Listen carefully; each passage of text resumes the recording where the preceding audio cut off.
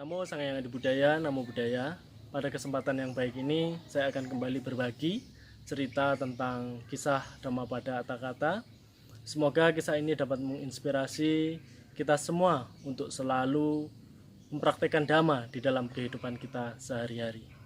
Pada kesempatan yang baik ini, saya akan mengulas tentang Dhammapada yaitu Buddhawaga, syair 188 sampai 192. Pada kisah ini perlu kita ketahui bersama Bapak Ibu Saudara dan adik-adik sedama dimanapun kita berada bahwa kisah ini dilatar belakangi oleh seorang Agidata. Agidata adalah seorang kepala pendeta selama pemerintahan Raja Mahakosala, ayah dari Raja Pasenadi pada saat itu. Setelah kematian Raja Mahakosala, ayah dari Raja Pasenadi, Agidata mendanakan semua hartanya atau kekayaannya dan meninggalkan kehidupan di kerajaan untuk menjadi seorang pertapa pada masa itu. Agidata memiliki pengikut yang sangat luar biasa, yaitu 10.000 pengikut pada masa itu.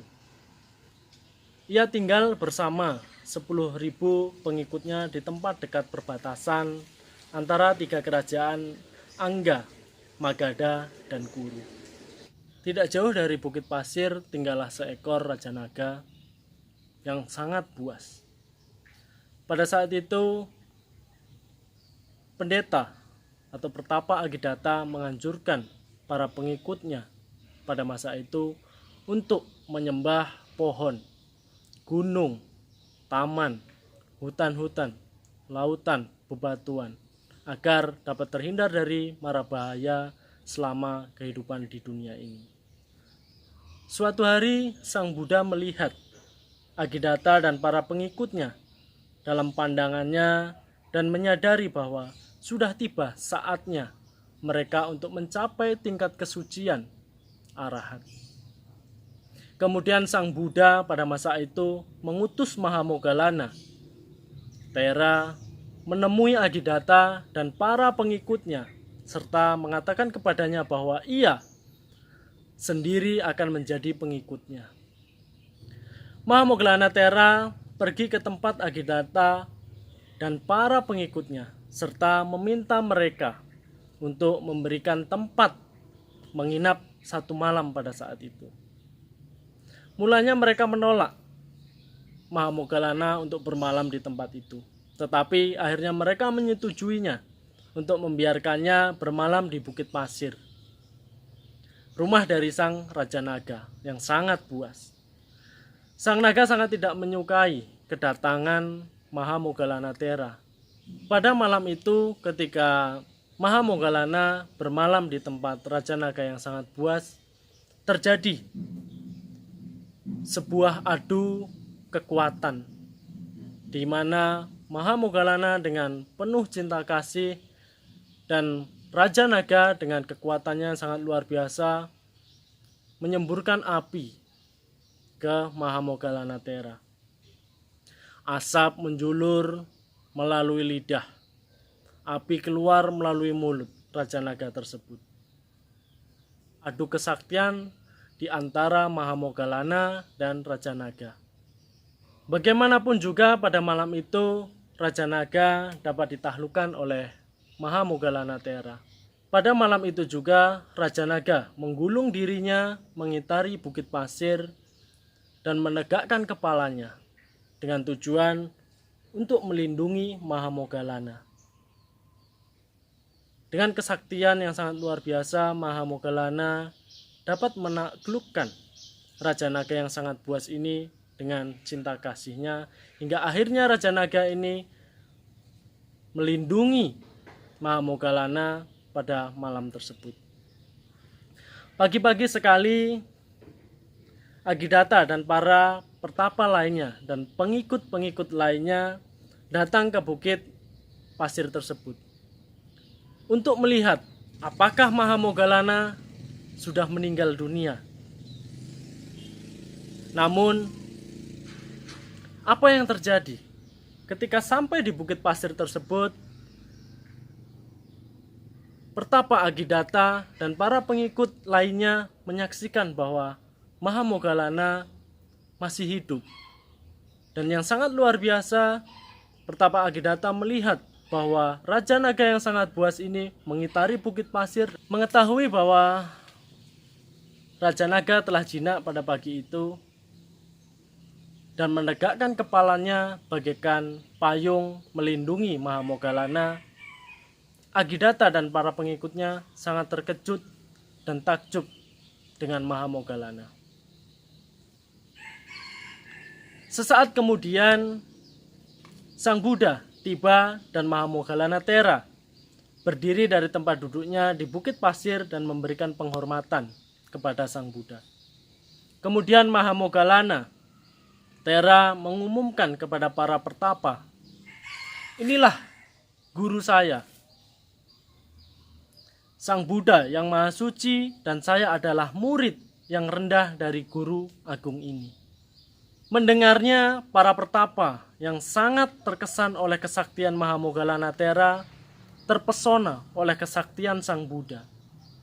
Kemudian Sang Buddha bertanya kepada pertapa Agidata, "Apa yang telah kamu ajarkan kepada para siswa-siswamu?"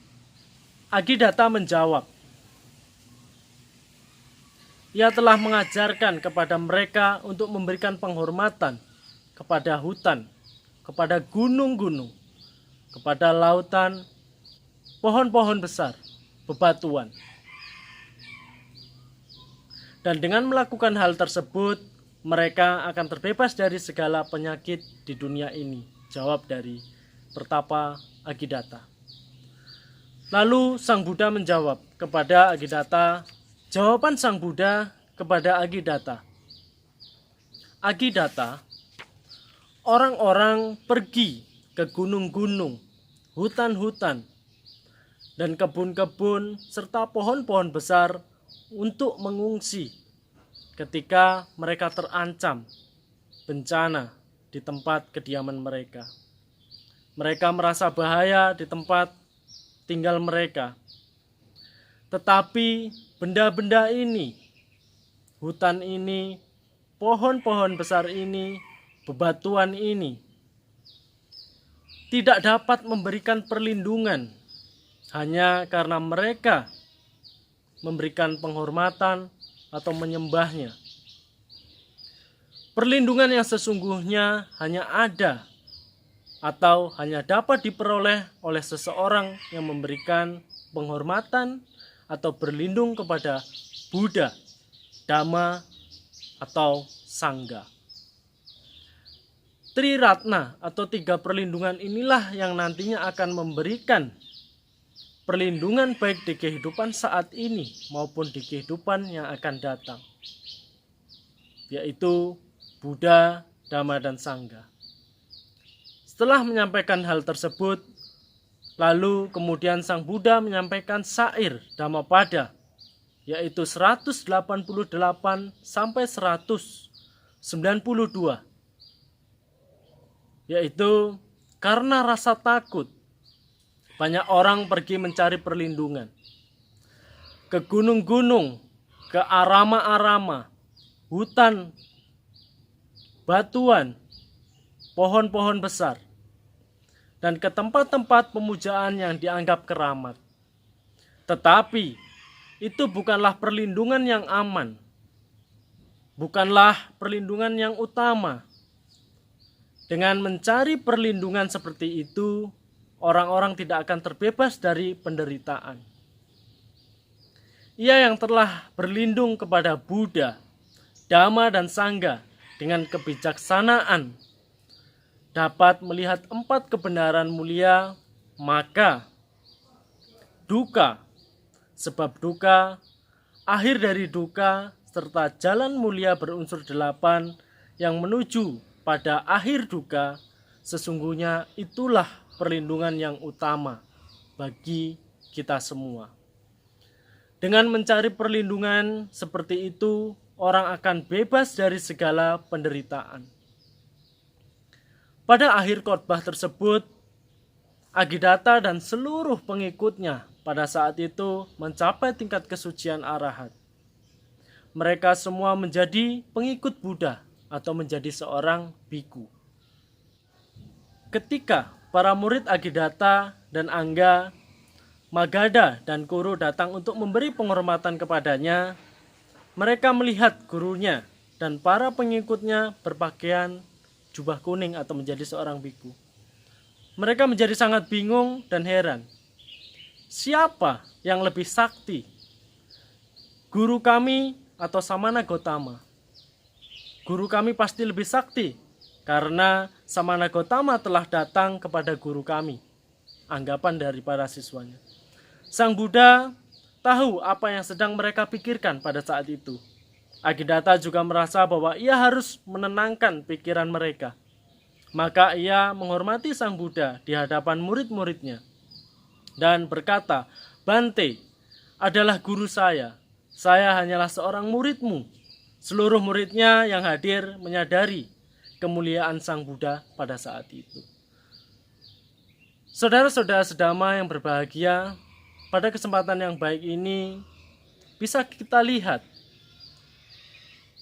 bisa kita renungkan bahwa sesungguhnya perlindungan yang utama tidak lain tidak bukan hanyalah kepada Buddha, Dhamma, dan Sangha. Tidak pergi ke hutan lalu memberikan persembahan kepada pohon, batu-batuan, lautan. Pemujaan-pemujaan demikian mungkin saja bisa kita lakukan. Namun perlindungan yang utama hanyalah ada pada Buddha, Dhamma, dan Sangha, dan mengerti 4 kebenaran mulia dan mampu mempraktekkan 8 jalan utama di dalam kehidupan kita sehari-hari. Semoga kisah ini menginspirasi kita semua dan kita semua mampu mempraktekkan ajaran kebenaran Dhamma di dalam kehidupan kita sehari-hari. Semoga video ini dapat menginspirasi kita semua untuk selalu mempraktekkan Dhamma di kehidupan sehari-hari. Terima kasih. Namo Sang Hyang Adi Buddhaya. Namo Buddhaya.